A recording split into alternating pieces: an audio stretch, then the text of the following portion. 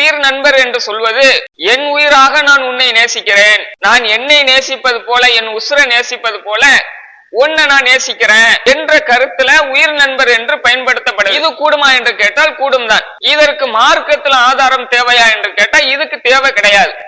ஏன்னா ஒருவரை அவர் மீது உண்டான அன்பை வெளிப்படுத்த என் உயிர் நண்பர் என்று சொல்வது மார்க்கத்துல இதுக்கு எந்த ஆதாரத்தையும் காட்ட தேவையில்லை. ஏன்னா இது ஒரு அன்பின் வெளிப்பாடுதான்.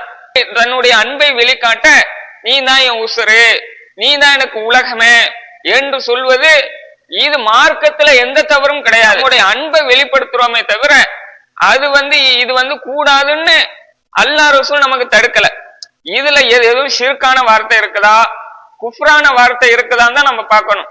அத்தகைய வார்த்தை இல்லை எனும்போது இதை நாம சொல்லிக் கொள்ளலாம். இதற்கு ஆதாரங்களை காட்ட தேவையில்லை. புரிந்து கொள்வதாக இருந்தால் இப்ப நம்ம ஒருவரை கொலை செஞ்சிருவேன் அப்படின்னு சொல்றோம், நம்ம நண்பரை யாரையாவது உன்னை கொன்றுவேன் அப்படின்னு சொல்றோம். உண்மையிலே கொன்றுவன்ற அர்த்தத்திலே பயன்படுத்துறோம் கிடையாது.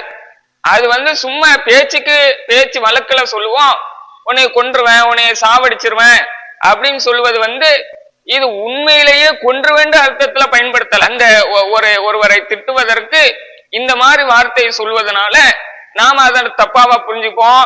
ஒருவரை கொன்றுவன்னு சொல்றோம், ஆஹா இன்னைக்குள்ள அவரை கொன்றுவாரு அப்படின்னு நம்ம யாரும் புரிஞ்சிக்க மாட்டோம்.